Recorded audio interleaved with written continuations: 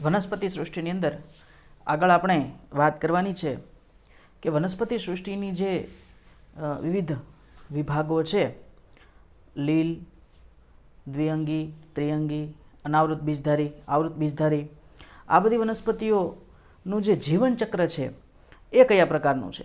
તો આજે આપણે વનસ્પતિમાં જીવનચક્રોની વાત કરવાની છે.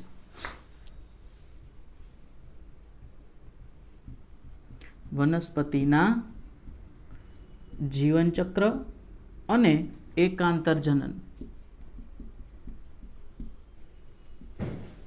આ શબ્દની આપણે આજે સમજૂતી મેળવવાની છે. સૌપ્રથમ વાત કરીએ એકાંતરજનન વિશે. એકાંતરજનન એટલે શું? તો કોઈ પણ વનસ્પતિ દેહ છે એ એકકીય હોઈ શકે અથવા તો દ્વિકીય હોઈ શકે. દાખલા તરીકે અહીંયા આપણે લઈએ કે ધારો કે કોઈ એક વનસ્પતિ દેહ છે એ એકકીય છે, જ્યારે અન્ય એક વનસ્પતિ દેહ છે એ દ્વિકીય છે. હવે એકકીય હોય કે દ્વિકીય, પણ જ્યારે લિંગી પ્રજનન કરે છે ત્યારે આ વનસ્પતિઓ જન્યુઓ ઉત્પન્ન કરે છે, નરજન્યુ અને માદાજન્યુ. આ જન્યુઓ હંમેશા એકકીય હોય. વનસ્પતિ દેહ એકકીય અથવા તો દ્વિકીય હોઈ શકે, પણ એના દ્વારા ઉત્પન્ન થયેલા જન્યુઓ જે છે એ હંમેશા એકકીય હોય. એટલે આ દેહ જે છે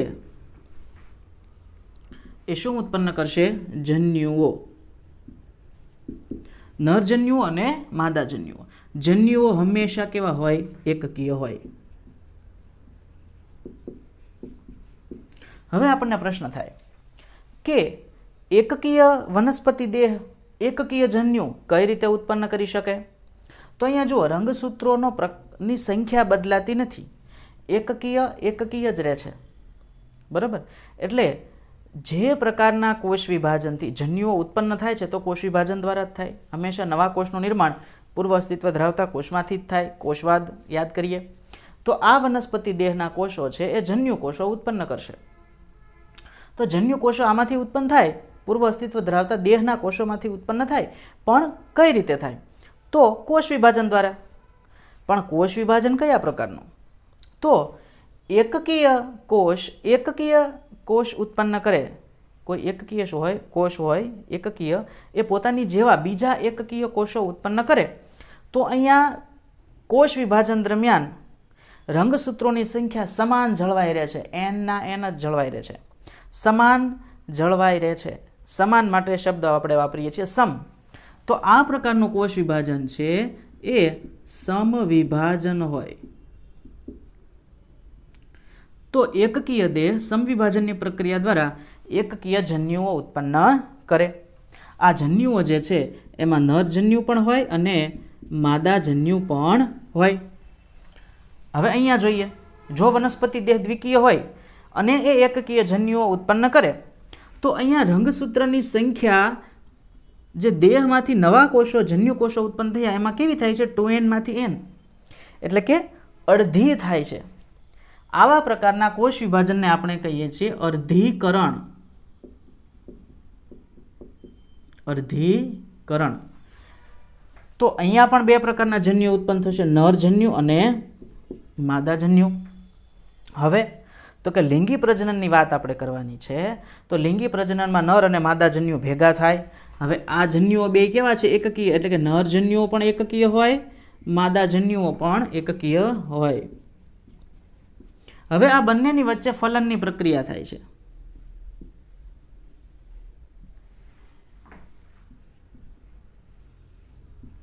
નર અને માદાજન્યુ વચ્ચે ફલનની પ્રક્રિયા થાય એટલે નર અને માદાજન્યુ ભેગા થાય અને હવે જે કોષ બને એને આપણે કહીએ છીએ ફલિતાંડ.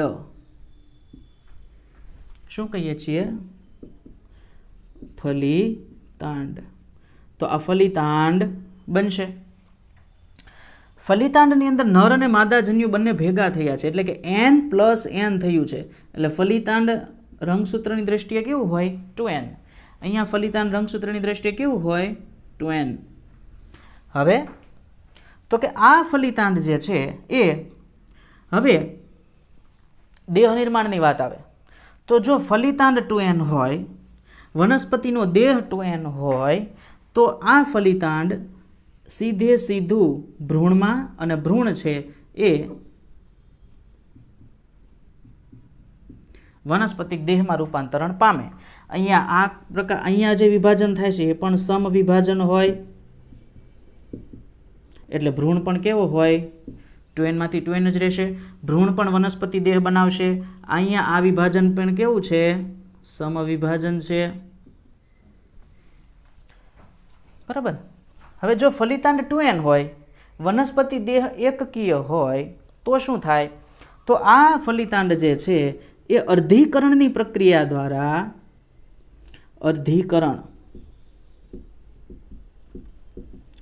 અર્ધીકરણની પ્રક્રિયા દ્વારા બીજાણુઓ ઉત્પન્ન કરે. અને આ બીજાણુઓ અર્ધીકરણથી ઉત્પન્ન થયા છે એટલે એ રંગસૂત્રની દ્રષ્ટિએ 2n માંથી અર્ધીકરણ થાય તો આ બધા હોય n n n n. એટલે બીજાણુઓ જે છે એ કેવા બની જાય, એકકીય. અને આ બીજાણુઓ અંકુરિત થાય અને એમાંથી નિર્માણ પામે દેહ. તો આ પ્રકારે પેટર્ન છે. બરાબર. હવે અહીંયા આપણે જુઓ તો એકકીય અવસ્થા આટલી છે અહીંયા,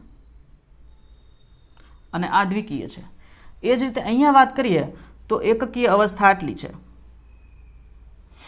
અને બાકીની દ્વિકીય છે. પણ લિંગી પ્રજનન થાય ત્યારે ચક્ર તો આ રીતે ચાલે છે કે એકકીય અવસ્થા, એટલે હવે આ એકકીય અવસ્થાને આપણે શું કહેશું, એકકીય અવસ્થાને કહેવાય જન્યુજનક અવસ્થા. આનું નામ છે જન્યુજનક અવસ્થા. અને દ્વિકીય અવસ્થાનું નામ છે બીજાણુજનક અવસ્થા. એ જ રીતે અહીંયા 2n 2n એ બધીને કહેવાય બીજાણુજનક અવસ્થા, અને આને કહેવાય જન્યુજનક અવસ્થા. તો અહીંયા શું થાય છે, બીજાણુજનક અવસ્થા જે છે એ આ બીજાણુજનક અવસ્થા એ જન્યુજનક અવસ્થા ઉત્પન્ન કરે, જન્યુજનક અવસ્થા બીજાણુજનક અવસ્થા ઉત્પન્ન કરે, બીજાણુજનક અવસ્થા જન્યુજનક અવસ્થા ઉત્પન્ન કરે. એ જ રીતે અહીંયા જન્યુજનકમાંથી બીજાણુજનક અવસ્થા બને, બીજાણુજનક અવસ્થામાંથી જન્યુજનક, એમાંથી વળી પાછું બીજાણુજનક. એટલે અહીંયા થાય એવું કે એકવાર જન્યુજનક હોય, જન્યુજનક, એમાંથી બીજાણુજનક બને, બીજાણુજનકમાંથી વળી પાછું જન્યુજનક બને, વળી પાછું બીજાણુજનક બને. બરાબર. આને આપણે આવી રીતે કહી શકીએ કે જન્યુજનક અવસ્થામાંથી બીજાણુજનક અવસ્થા બને અને બીજાણુજનક અવસ્થામાંથી જન્યુજનક અવસ્થા બને. આ ચક્ર ચાલ્યા કરે અને બધી અવસ્થા છે એ એકાંતરે આવ્યા કરે, એક મૂકીને એક. હંમેશા જન્યુજનક જ હોય અને એક મૂકીને એક હંમેશા બીજાણુજનક જ હોય. આ પ્રકારની પેટર્ન છે એને કહેવાય એકાંતર જનન. લિંગી પ્રજનન દર્શાવતા કોઈ પણ વનસ્પતિઓ, પ્રાણીઓ, એની અંદર આ એકાંતર જનનની પ્રક્રિયા હોય છે. હવે આપણે વાત કરીએ કે વનસ્પતિ સૃષ્ટિની આપણે જે અત્યાર સુધી અભ્યાસ કર્યો છે એમાં જે પ્રકારની વનસ્પતિ છે એની અંદર કયા પ્રકારની જીવનચક્રની ભાત છે એના વિશે. જીવનચક્રની અંદર વાત કરીએ તો આપણે પહેલું ઉદાહરણ લઈએ, લીલની વાત કરીએ. લીલ જે છે એ કયા પ્રકારે જીવનચક્ર દર્શાવે છે, તો આપણને ખ્યાલ છે કે લીલની અંદર વાનસ્પતિક જે સુકાય છે, આ સુકાય એકકીય છે, એટલે કે જન્યુજનક અવસ્થાનું પ્રતિનિધિત્વ કરે છે. આ જન્યુજનક અવસ્થા છે લીલની અંદર વાત કરીએ જન્યુજનક અવસ્થા. જન્યુજનક અવસ્થા કેવી જોવા મળે છે, તો કે આ જન્યુજનક અવસ્થા છે પ્રભાવી છે, સ્વતંત્ર છે,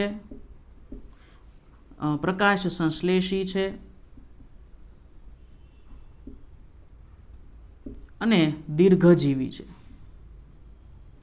કારણ કે વાનસ્પતિક સુકાય આખું એકકીય પ્રકારે જોવા મળે છે. હવે આ જે સુકાય છે એ લિંગી પ્રજનન વખતે જન્યુ ધાનીઓ બનાવે છે. જન્યુધાની બે પ્રકારની, પુંજન્યુધાની અને સ્ત્રીજન્યુધાની. પુંજન્યુધાની, હવે આ બધું એકકીય જ હોવાનું. પુંજન્યુધાનીની અંદર પુંજન્યુ ઉત્પન્ન થાય, સ્ત્રીજન્યુધાનીની અંદર સ્ત્રીજન્યુ ઉત્પન્ન થાય, અથવા તો માદાજન્યુ પણ લખી શકીએ. આ પણ કેવા હોય? એકકીય હોય. હવે અહીંયા અત્યાર સુધી જેટલું પણ કોષ વિભાજન થયું છે આ બધામાં ક્યાંય રંગસૂત્રની સંખ્યામાં ફેરફાર થયો નથી. એટલે દરેક સ્ટેપ જે આવ્યું આ દરેક સ્ટેપ કયા પ્રકારનું હોય? તો કે સમવિભાજન પ્રકારનું હોય. આ પણ સમવિભાજન હોય, આ પણ સમવિભાજન હોય, અહીંયા પણ સમવિભાજન હોય ને અહીંયા પણ સમવિભાજન હોય. તો સમવિભાજનની પ્રક્રિયા દ્વારા જન્યુઓનું નિર્માણ થાય છે. હવે આ જન્યુઓ વચ્ચે ફલનની પ્રક્રિયા થાય છે. સ્ત્રીજન્યુની પાસે પુંજન્યુ છે, પાણીની અંદર તરતો તરતો આવે છે, ચલિત હોય છે. હવે આ પુંજન્યુ અને સ્ત્રીજન્યુ ભેગા થાય અને હવે નિર્માણ પામે છે ફલિતાંડ. હવે અહીંયા શું થયું? તો કે પુંજન્યુનો n સ્ત્રીજન્યુનો n is equal to બની ગયું 2n. તો ફલિતાંડ જે છે એ 2n છે, એટલે કે એ બીજાણુજનક અવસ્થા છે. બીજાણુજનક અવસ્થા. હવે આ ફલિતાંડ નિર્માણ પામે. ફલિતાંડ જે છે એ ત્યાર પછી તરત જ અર્ધીકરણ પામી જાય. અર્ધીકરણ.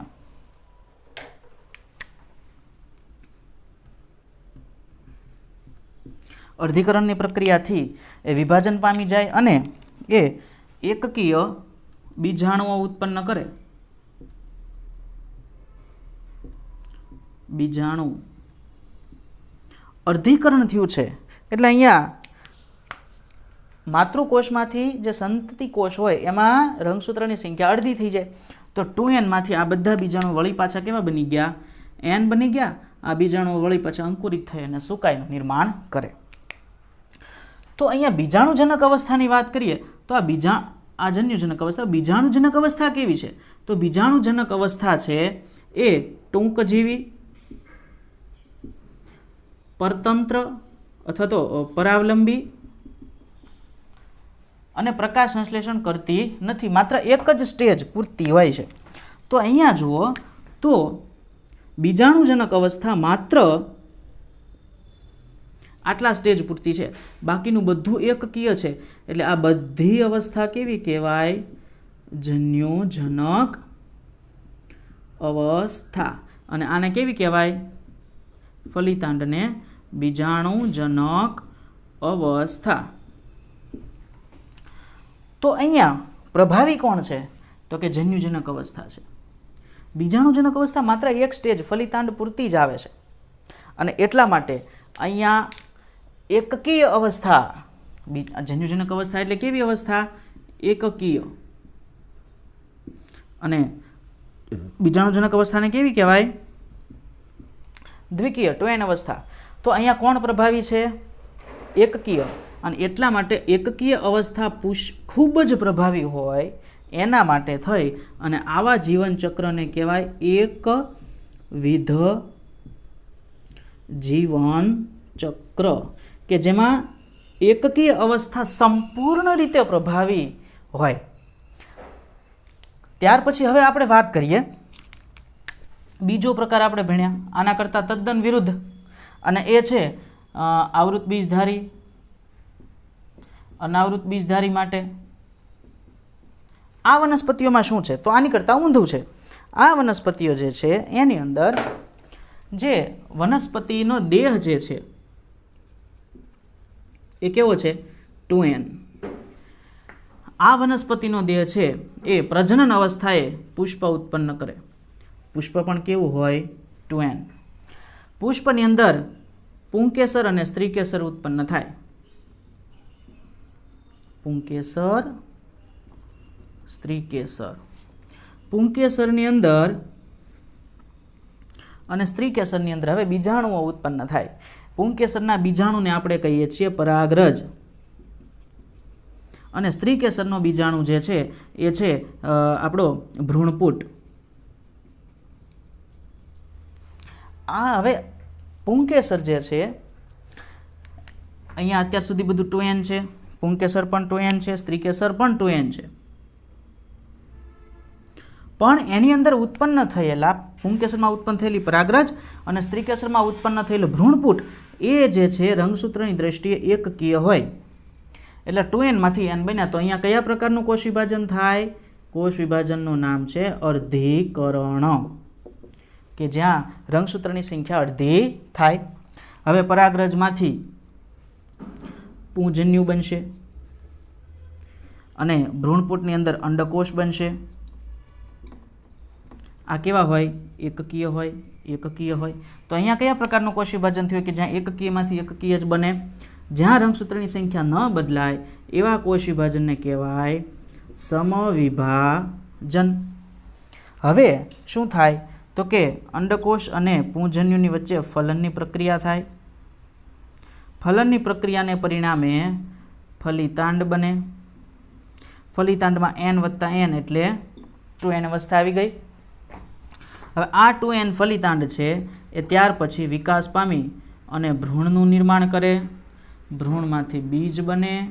બીજનું અંકુરણ થઈને વળી પાછો દેહ બને.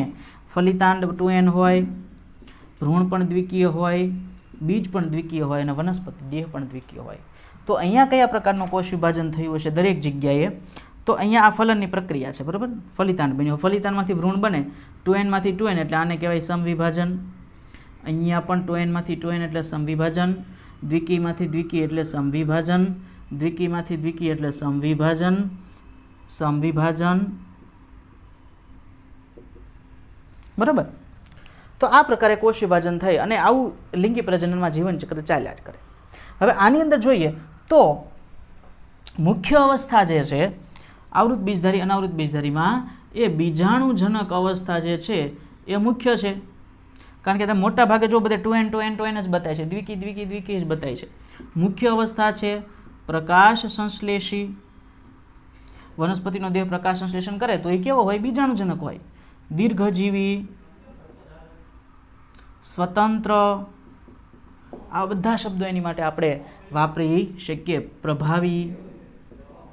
અને એ જ રીતે જન્યુજનક અવસ્થાની વાત કરીએ તો આ જન્યુજનક અવસ્થા છે એ માત્ર આટલા સ્ટેજ પૂરતી છે. આ જન્યુજનક, કારણ કે અહીંયા જ કોષો તમને એકકીય જોવા મળે. જન્યુજનક અને આ બીજાણુજનક. બીજાણુજનક માટે બીજો શબ્દ શું વપરાય છે? દ્વિકીય. અને જન્યુજનક માટેનો બીજો શબ્દ છે એકકીય. તો અહીંયા કઈ અવસ્થા પ્રભાવી છે? દ્વિકીય અવસ્થા પ્રભાવી. જન્યુજનક માત્ર થોડાક સમય પૂરતી જોવા મળે. તો આવા પ્રકારનું જીવનચક્ર કે જેમાં માત્ર ને માત્ર દ્વિકીય અવસ્થા ટોટલી પૂર્ણપણે જે છે ડોમિનન્ટ હોય, પ્રભાવી હોય, મુખ્ય હોય, મેઇન હોય, આવા પ્રકારનું જે જીવનચક્ર છે એને કહેવાય દ્વિવિધ જીવનચક્ર. કારણ કે અહીંયા દ્વિકીય અવસ્થા જે છે એ જ પ્રભાવી જોવા મળે છે, બરાબર. હવે આપણે વાત કરીએ આ બેની વચ્ચેનું, કે એકકીય અવસ્થા ડોમિનન્ટ હોય પણ દ્વિકીય અવસ્થા છે એટલી બધી ગૌણ પણ ન હોય. એ જ રીતે ઘણીવાર એકકીય અવસ્થા જે છે એ પ્રચ્છન્ન હોય અને દ્વિકીય અવસ્થા છે એ પ્રભાવી હોય, બીજાણુજનક, પણ એકકીય એટલી બધી પરતંત્ર પણ ન હોય. એની વાત કરીએ કે જે એકવિધ અને દ્વિવિધ જીવનચક્રની વચ્ચેનો ભાગ છે એવા એકદ્વિવિધ જીવનચક્ર વિશે. તો આપણે વાત કરીએ એકદ્વિવિધ જીવનચક્ર વિશે અને એની અંદર આપણે પહેલાં જીવનચક્ર જોઈએ દ્વિઅંગી વનસ્પતિનું. દ્વિઅંગી વનસ્પતિ એમાં યાદ કરો કે એનું સુકાય જે છે એ એકકીય છે અને જન્યુજનક અવસ્થા જ એની અંદર પ્રભાવી જોવા મળે છે. હવે આ સુકાય જે છે એ જન્યુધાની ઉત્પન્ન કરે છે. જન્યુધાનીની અંદર બંને પ્રકારના જન્યુઓ ઉત્પન્ન થાય છે, પુંજન્યુ અને સ્ત્રીજન્યુ. હવે આ જન્યુઓ જે છે એ પણ એકકીય છે. અત્યાર સુધી બધું જ કોષ વિભાજન સમવિભાજનથી જ થયું છે. પુંજન્યુ છે એ અને સ્ત્રીજન્યુ ભેગા થઈ ફલનની પ્રક્રિયા કરીને ફલિતાંડ બનાવે. અહીંયાથી આ તબક્કો જે છે, અત્યાર સુધી બધું લીલ જેવું જ આવ્યું. લીલની અંદર આ જ પેટર્ન છે, પણ લીલમાં ફલિતાંડનું તરત અર્ધીકરણ થઈ જાય છે. માત્ર એક જ સ્ટેજ પૂરતું ફલિતાંડ 2n જોવા મળે. અહીંયા ફલિતાંડ તરત અર્ધીકરણ પામતું નથી, પણ ફલિતાંડ અંકુરિત થઈ અને બીજાણુજનક અવસ્થા બનાવે. યાદ કરો, ફૂટ, સેટા એટલે કે દંડ અને એની ઉપર પ્રાવર, આવી રચના જે છે એ બનાવે છે. ભલે જન્યુજનક અવસ્થાની ઉપર પ્રભાવી છે, પણ આવી વિશિષ્ટ રચના એ દર્શાવે છે. ત્યાર પછી પ્રાવરની અંદર, આ જે પ્રાવર છે એની અંદર અર્ધીકરણની પ્રક્રિયા થાય અને પછી બીજાણુ ઉત્પન્ન થાય.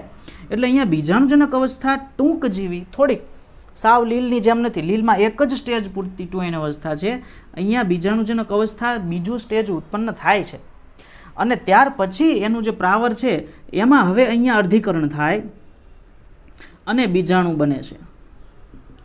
આ બીજાણુ એકકીય છે, એટલે હવે અહીંયા અર્ધીકરણ થાય છે અને પછી આ બીજાણુનું અંકુરણ થઈને સુકાઈ ઉત્પન્ન થાય છે. તો અહીંયા શું થાય છે, તો કે પ્રભાવી અવસ્થા તો આપણે જન્યુજનકને જ કહેશું, પણ બીજાણુજનક અવસ્થા છે એ માત્ર એક સ્ટેજ પૂરતી નહીં પણ બીજું સ્ટેજ પણ દર્શાવે છે. એટલે આવી રીતે આપણે કહેશું કે ભલે આપણે એવું કહેશું કે 70% જે છે એ પ્રભાવી છે જન્યુજનક અવસ્થા, અથવા તો 80% પ્રભાવી છે, પણ 20% તો બીજાણુજનક અવસ્થા પણ એની અંદર લંબાઈવાળી જોવા મળે છે. અહીંયા 2 સ્ટેજ જોવા મળે છે. જ્યારે લીલની અંદર માત્ર ફલિતાંડ પૂરતું જ હતું, ફલિતાંડ તરત અર્ધીકરણ થઈ જતું હતું. અહીંયા વચ્ચે અર્ધીકરણ થતાં પહેલાં વચ્ચે એક અવસ્થા આવી ગઈ, પાદ તંતુ અને પ્રાવરદંડવાળી, અને પ્રાવરદંડ અને એની ઉપર પ્રાવર જે છે એની અંદર પછી બીજાણુઓ ઉત્પન્ન થાય. તો અહીંયા લીલ કરતાં થોડીક વધારે બીજાણુજનક અવસ્થા એ લંબાઈ છે, થોડીક વધારે પ્રભાવશાળી છે. એ જ રીતે હવે આપણે ત્રિઅંગી વનસ્પતિઓ માટે જોઈએ તો ત્રિઅંગીની અંદર શું થાય છે, ત્રિઅંગીમાં મુખ્ય વનસ્પતિનું સુકાય 2n છે, એટલે અને બીજાણુજનક અવસ્થા 2n એ જ પ્રભાવી છે. એટલે તમને પહેલી વસ્તુ તો એ થાય કે એમાં દ્વિવિધ જીવનચક્ર જોવા મળતું હશે, પણ એવું નથી. અહીંયા સુકાય જે છે એની અંદર શંકુ ઉત્પન્ન થાય છે, નર શંકુ અને માદા શંકુ, એ પણ 2n હોય. નર શંકુ, માદા શંકુ, એ પણ 2n હોય, અહીંયા પણ 2n હોય. હવે આ જે શંકુઓ જે છે એની અંદર બીજાણુ ઉત્પન્ન થાય, લઘુ બીજાણુ અને મહાબીજાણુ. આ મહાબીજાણુ, લઘુ બીજાણુ જે ઉત્પન્ન થયા, આ બીજાણુઓ જે છે એ એકકીય છે. એટલે અહીંયા અર્ધીકરણની પ્રક્રિયા થઈ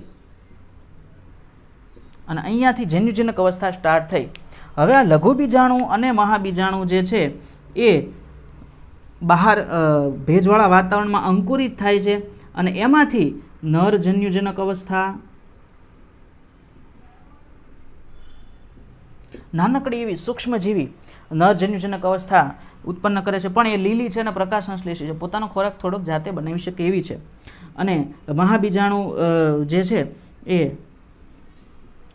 માદા જન્યુજનક અવસ્થા બનાવે કે જેની અંદર સ્ત્રીજન્યુધાની ઉત્પન્ન થાય અને સ્ત્રીજન્યુધાનીની અંદર અંડકોષ હોય. હવે અહીંયા આની પાસે અંડકોષ હશે. એ જ રીતે નર જન્યુજનક અવસ્થા જે છે એની અંદર ચલિત પુંજન્યુ ઉત્પન્ન થાય અને પાણીની મદદથી તરતા અંડકોષ સુધી જાય, એટલે અહીંયા નર જન્યુ બને. ત્યાર પછી બંનેનું ફલન થાય, ત્યારે વળી પાછી 2n અવસ્થા આવે. કારણ કે લઘુ બીજાણુમાંથી ઉત્પન્ન થયેલી નર જન્યુજનક અવસ્થા એકકીય હોય, માદા જન્યુજનક અવસ્થા એકકીય હોય, નર જન્યુઓ પણ હંમેશા એકકીય હોય, અંડકોષ પણ એકકીય હોય, પણ ફલન થાય એટલે હવે બન્યું 2n. આ ફલન જે છે ત્યાર પછી એમાંથી થોડીક ભ્રૂણ પ્રકૃતિવાળું, બીજ પ્રકૃતિવાળો ભ્રૂણ ઉત્પન્ન થાય છે અને ભ્રૂણ છે એ સુકાઈમાં રૂપાંતરિત થાય છે. આ પેટર્નનો આપણે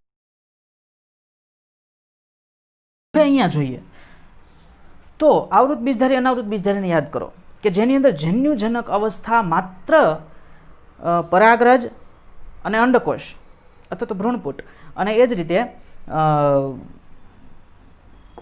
પરાગરજ અને અંડકોષ પૂરતી એવી જ મર્યાદિત હતી. જ્યારે અહીંયા શું છે તો કે અહીંયા આ નર જન્યુજનક અવસ્થા થોડીક સ્વતંત્ર પોતાની રીતે જમીન પર સ્થાપિત થઈ, બહુ સૂક્ષ્મજીવી છે, સૂક્ષ્મ છે, માઇક્રોસ્કોપમાં જોવી પડે, પણ એ જોવા મળે છે, પોતાની રીતે પોતાનું જીવન છે એ ગુજારે છે. ભલે મુખ્ય અવસ્થા આ જ છે, પણ આ ટોટલી આપણે એવું કહી શકીએ કે આની ઉપર આધારિત છે એવી નથી. તો આના કારણે આ બે પેટર્ન એવી છે દ્વિઅંગી અને ત્રિઅંગીની, કે દ્વિઅંગીની અંદર જન્યુજનક અવસ્થા પ્રભાવી છે પણ સંપૂર્ણ પ્રભાવી છે એવું આપણે નહીં કહી શકીએ. ત્રિઅંગીમાં બીજાણુજનક અવસ્થા, આ અવસ્થાને બીજાણુજનક અવસ્થા કહેવાય કારણ કે 2n છે, એ પ્રભાવી છે પણ સંપૂર્ણ પ્રભાવી છે એવું આપણે કહી શકશું નહીં. એ જ રીતે દ્વિઅંગીમાં એકકીય જે બીજાણુજનક અવસ્થા 2n છે એ ટૂંકી છે પણ સાવ પરતંત્ર નથી અથવા તો સાવ ટૂંકી નથી, 2 સ્ટેપ દર્શાવે છે. અહીંયા જન્યુજનક અવસ્થા એ સાવ પરતંત્ર નથી, પોતે પ્રકાશ સંશ્લેષણ થોડું ઘણું કરી શકે એવી છે. એટલે નથી એકવિધ જીવનચક્ર દર્શાવતું આ, કે આ નથી દ્વિવિધ જીવનચક્ર દર્શાવતું. દ્વિવિધ કરતાં આ થોડુંક ઓછું છે, આ એકવિધ કરતાં થોડુંક વધારે છે. તો આ બંને પ્રકારના જીવનચક્રો છે એને કહી શકાય એક દ્વિવિધ જીવનચક્ર. આ પ્રકારની પેટર્ન છે એ જોવા મળે છે કે જે દ્વિઅંગીના ત્રિઅંગીમાં જોવા મળે છે.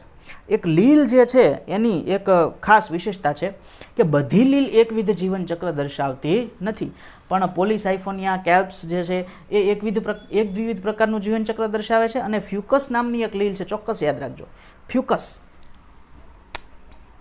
ફ્યુકસ નામની લીલ, આ ફ્યુકસ છે એ દ્વિવિધ જીવનચક્ર દર્શાવે છે.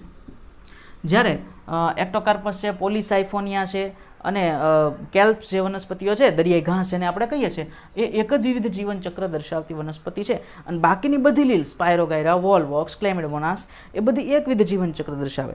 તો લીલ એવું છે વનસ્પતિ સમૂહ કે જેના અમુક સભ્યો એકવિધ જીવનચક્ર દર્શાવે, થોડાક સભ્યો એકદ્વિવિધ જીવનચક્ર દર્શાવે અને બહુ રેર કેસના ફ્યુકસ જેવા સભ્યો છે એ દ્વિવિધ જીવનચક્ર પણ દર્શાવતા હોય. તો અહીંયા આપણે આ જીવનચક્ર અને એકાંતર જનનની વાત છે એ પૂરી કરી. સંપૂર્ણ આખું જે ચેપ્ટર છે એ આ જ પાયા પર રચાયેલું છે. આપણે માત્ર એ વનસ્પતિ સમૂહની અંદર દરેક સ્ટેપમાં થોડીક દરેક વનસ્પતિ સમૂહની વિવિધતા જોવા મળતી હોય એ બધું આપણે યાદ રાખવાનું છે.